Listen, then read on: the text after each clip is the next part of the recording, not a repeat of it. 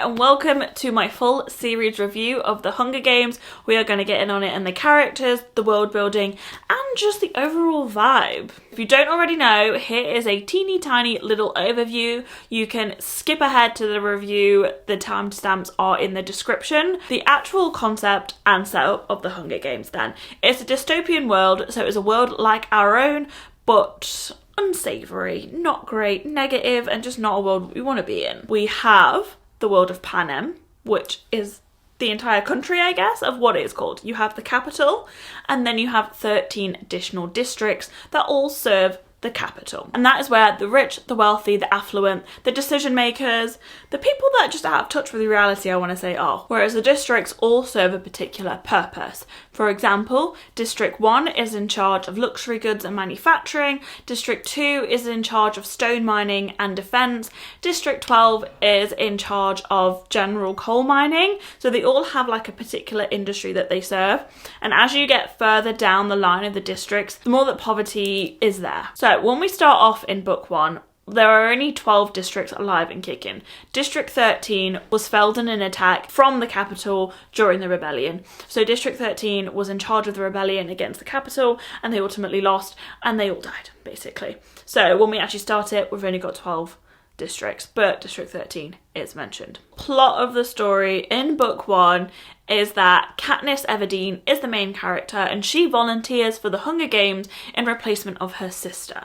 And the Hunger Games are a competition whereby 24 people, so one man and one woman from each district, is put into an arena to fight to the death until one survives and they become the victor. And the victor is then rewarded food, money, status, fame, everything that they could ever want as a result of winning. So, book 2 is then about the 75th Hunger Games, which is also known as a quarter quell and is also a spectacular event. So in book 2, the Hunger Games are not pulled from different people from the districts pulled at random, but in fact they're actually pulled from the existing list of victors. So anybody that has won the Hunger Games since it started, and if they're still alive, and then re-entered into the ballot to enter the Hunger Games again. And as you can imagine, if you are a victor, you would be pissed. And then ultimately book 3 is about a full-fledged rebellion and what it looks like, who's involved, so on and so forth. I will leave it there for now and on to the actual review. So if we cast our minds back to 2009, this concept and this plotline and this political world is unlike anything I had ever read before at the time. If we cast our minds now to 2025, god damn it. If we cast our minds to now, there are very similar stories to it. For example, The Serpent and the Wings of Night is a vampire-esque book, but with the same sort of Hunger Games arena competition. And there are many more that I can't remember to reel off at the moment, but you get my drift. So at the time, this was a very unique concept, and it has paved the way for a lot of different fantasies and YAs. It's a well-developed political society with a really interesting history that's been built around it, with the capital leading the charge, being in charge, and their 12 other districts being dissatisfied, well, not all of them to be fair, 1 and 2 have a great time, and how they all communicate with each other, how the Hunger Games is linked into the society, and how the capital view it as like they're watching Big Brother and having a fab time, but how the outer districts are just, they hate it, obviously. So I really like how she's built up the world and the polarizing differences, thoughts and feelings towards the Hunger Games. If I was to read these series now as an adult, I feel like it would annoy me just slightly, only because this is geared to, I want to say, like 14 to 16 year olds. Different mindset, right? At the time when I read it, this book series changed my life. It was fabulous, okay? So if you are of an age like myself, mid-20s, then reading it, take it with a pinch of salt. Just remember who it is aimed at when it was first written. What I love about the Hunger Games is, at its core, at its innermost core, right? The story is about one sister trying to save another sister, and also generally just trying to survive life. Katniss does not care about being the heroine, and if anything, she is a flawed heroine. She doesn't care about it. She wants to stop her sister from dying. She wants to just survive the Hunger Games, and then she just wants to go home, and that's it. She does not want to be the icon of a rebellion. She does not want to be some romantic love interest. She does not want to be anything other than a girl who can shoot a bow and can survive the rest of life with her family all alive. That is it. That is it. And I really, really like that. And it doesn't even change towards the end of the series either. You'd think by book 3 she would get used to the idea and she would lead the charge.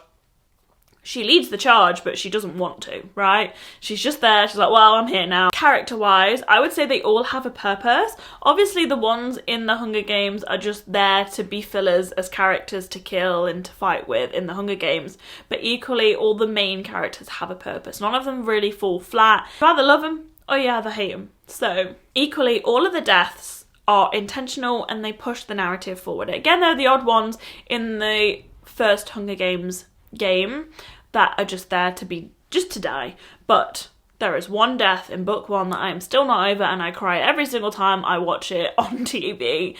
If you've read it, you know. And each of these deaths add a bit of depth to Katniss's character and things that she experiences. What I really love, my favourite bit, is catching fire, and you get to experience a lot more of the other districts, what they're about, what their personalities are like, and just more of a relationship between them all. So the romance then, as I mentioned before, the romance isn't actually the core to this book series. It is Katniss just trying to survive life, and the romance is just there at the same time. I think if I was to read it now, I'd find it slightly annoying, but as a youth, it was great. Loved it. So on one hand, you have Gale, who is Katniss's childhood friend. They've grown up together. They have a very strong bond and close relationship. They see each other as equals, and thus, just, you know, platonic love grows into romantic love. It just happens. Then on the other hand, you have Peter, who she is thrust into the games with, and at the time he is only a tool for survival. But once they have gone through the trauma of the Hunger Games together, they have a connection that you just can't break. You know, they have been through something and they're the only people that understand that side of each other. So, you know, of course some relationshipy thoughts are gonna rise. But ultimately Katniss is like, guys, I've been through some shit.